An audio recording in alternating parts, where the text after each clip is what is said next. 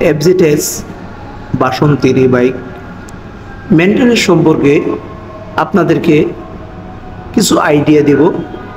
আপনার বাইক আপনি খুব ভালোভাবে রাইড করতে পারবেন।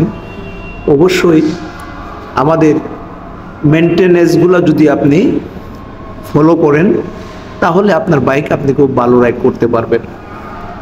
আমি যেটা দিচ্ছি সেটা হচ্ছে যে আমরা কিন্তু প্রত্যেক সার্ভিসেই ব্যাটারি ভোল্টেজ আছে কিনা 100% চেক করে দিই। বাট পাশাপাশি যেটা হবে, আপনারা কিন্তু বাইক নিয়মিত অবশ্যই সার্ভিস নেবেন। যদি আপনি নিয়মিত সার্ভিস নেন, আপনার বাইকের ছোটোখাটো যে প্রবলেমগুলো থাকে আপনারা ফেস করেন, এই প্রবলেমগুলো থাকবে না। বাইকে অনেক সময় আপনারা বাহিরের থেকে অনেক অ্যাক্সেসরিজ লাগান, বাট অ্যাক্সেসরিজ যদি লাগান অবশ্যই বাইকের ওয়ারিং কাটতে দিবেন না।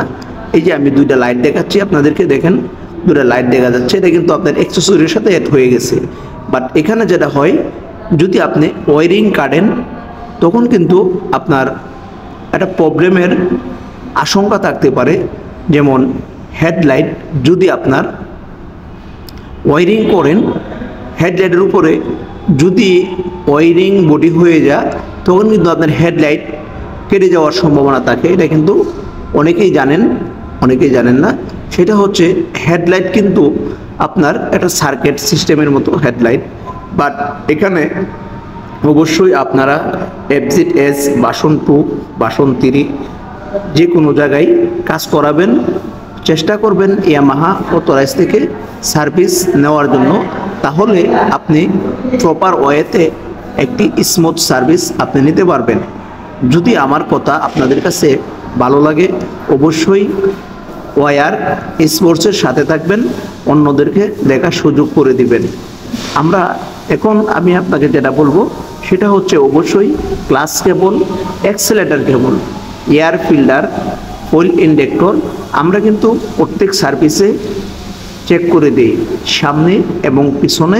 এগুলা কিন্তু কমন, এগুলা করতেই হবে। আপনি যে কোনো মডেলের বাইক চালান না কেন, অবশ্যই আপনাকে যদি নিয়মিত সার্ভিস মেনটেন করেন তখন কিন্তু আপনি বাইক রাইড করে অনেক মজা পাবেন। বাট এখানে যে একটা ক্রিয়েট হয় ইস্যু, সেটা হচ্ছে অনেক সময় আপনারা গাড়ি চালাইছেন 5 থেকে 10,000 কিলোমিটার, 10 থেকে 12,000 কিলোমিটার আপনারা সার্ভিস নিচ্ছেন না। অবশ্যই চেষ্টা করবেন প্রতি 3 থেকে 2500 কিলোমিটার থেকে 3000 কিলোমিটারের ভিতরে সার্ভিস নিতে আপনি, তাহলে আপনার বাইকের স্মুথনেসটা খুব ভালো পাবেন। আজকে এই পর্যন্তই, পরবর্তী কোনো